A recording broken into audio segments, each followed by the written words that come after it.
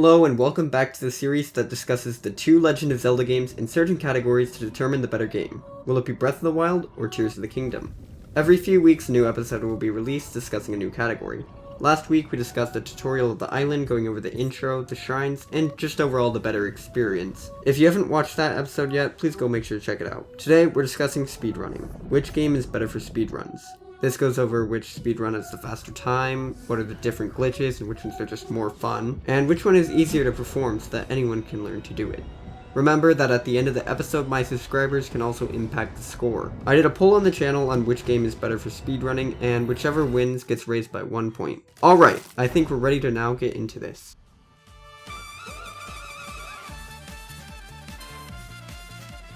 The Legend of Zelda Breath of the Wild is known for many glitches. In fact, a lot of you may have gotten the game because you see how broken the game can actually be. If you're completely new to speedruns for Zelda, I'll fill you in a bit. So the game starts normally. Link wakes up in the Shrine of Resurrection and takes the Sheikah Slate. After this step, it starts to differentiate from what you would normally do in the game. You clip through a wall and run up the mountain. This skips the opening cutscene and saves a lot of time. You head to the Temple of Time with grabbing a shield and a stick and perform another clip glitch. I should mention that speedrunners use different languages for the dialogue because it goes faster than some others. There are other paths that speedrunners often take. This is the one I'm describing, it's just the fastest. You perform a glitch called BLSS to get to the next shrine. I'll explain all the glitches in the next section. The Great Plateau is the majority of the run. It took player 5 13 minutes and 39 seconds to get off it. Player 5 is a speedrunner with a world record of 23 minutes and 42 seconds. After off the Great Plateau, you head straight to the castle, gear up, kill all the blights, and beat Ganon. Tears of the Kingdom speedruns are a whole different story. The game takes a lot longer to complete. Player 5 also holds the fastest speedrun for Tears of the Kingdom, and it also has around a 5-minute unskippable cutscene, so that adds a whole 5 minutes to your run. You perform a clipping out of bounds glitch to skip a lot of Zelda's dialogue, and when you finally arrive in the Room of Awakening, you immediately have to perform another glitch, which seems very hard to do. If you mess this up, your run is pretty much screwed. You do this to get wings, but unlike Breath of the Wild, getting cutscene is unavoidable as of now.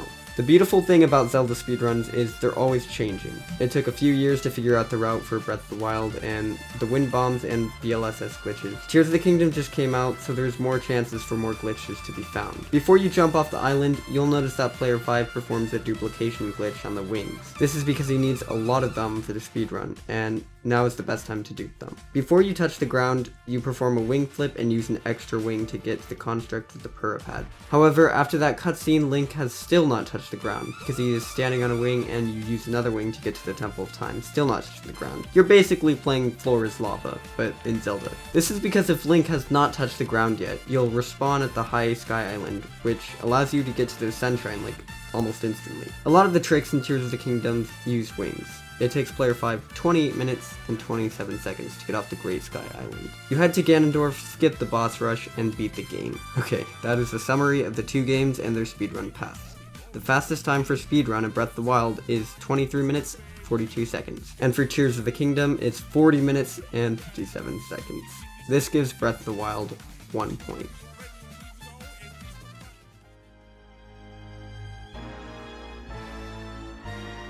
Okay, now it's actually time to explain these glitches. Breath of the Wild glitches are wacky. And this is wacky in a good way.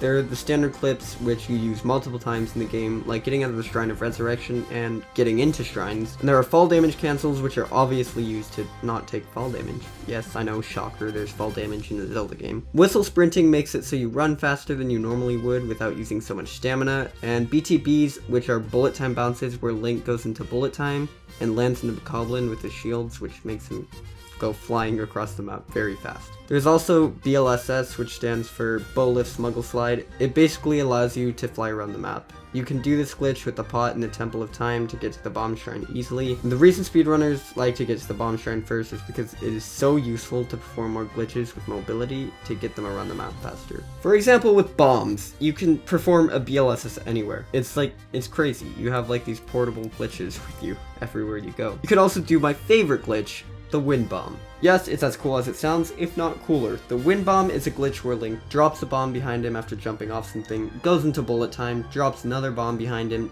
detonates the first bomb dropped, which propels the other bomb to hit Link, and it sends Link flying through the air. I cannot explain how fun this glitch is. It's honestly the best Zelda glitch according to me. and it also proves very useful for getting around places. You can use a BLS to get BLSS to get to the castle instantly instead of wandering all over on the ground, running into guardians everywhere. In the castle, there are lots of weapons that have high damage, so this helps with beating the game a lot. There's lots of clipping and wind bombing involved to get Link to the top of the castle where he can fight the blights and then Calamity Ganon. Once he gets there, you perform yet another glitch where you one-shot Wind Blight with a single arrow. Crazy, right? Then you just take down the other 3 bosses with skill and spin to win on Ganon. That's Breath of the Wild's glitches. Tears of the Kingdom's glitches are a lot different. They patched all glitches from Breath of the Wild and Tears of the Kingdom, and you can no longer whistle sprint or BLSS. There is a new fall damage cancel that has been found, but it's not the same one. Wind bombing you obviously can't do because there are no remote bomb runes in the game, and there are bomb flowers, but it does not work with them. The main glitches that prove to be useful are the duplication glitches. As you can see here, player 5 is duplicating wings, so he has extra for the run. You can also duplicate rubies, which are used for a later purpose. Rubies are actually what speedrunners would originally get, but in the new world record set by player 5, he uses Topaz. To get across the few shrine faster, player 5 does this bow glitch which allows him to aim and glide across. I don't actually know what the glitch is called or how to do it. It seems like routes get changed for Tears of the Kingdom every day and new glitches are found, so I'm not completely up to date with these glitches. You basically just cheese the shrines with the bow glitch.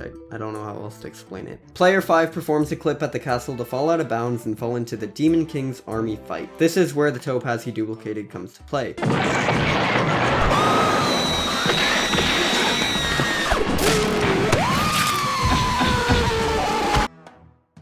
He clips under the ground where Colgera would be to finally face the Demon King. In order to do a lot of damage, there is a glitch called Zuggling. Zuggling actually makes it so Link is holding the damage of weapons stacked onto each other, glitching the game into making him deal more damage. It's also necessary to perform some clipping. With the Zuggled weapon, Link can one-shot each of Ganondorf's phases, and for the Demon Dragon, because you skip getting the paraglider, you have to use wings and jump slashes to get to their weak points. Luckily, you don't take fall damage from falling onto the Demon Dragon. When you catch Zelda falling from the sky, that's the end of the run. Okay, so that's all the glitches explained for Breath of the Wild and Tears of the Kingdom. Which glitches do I personally like better? I personally like Breath of the Wild glitches better, by far.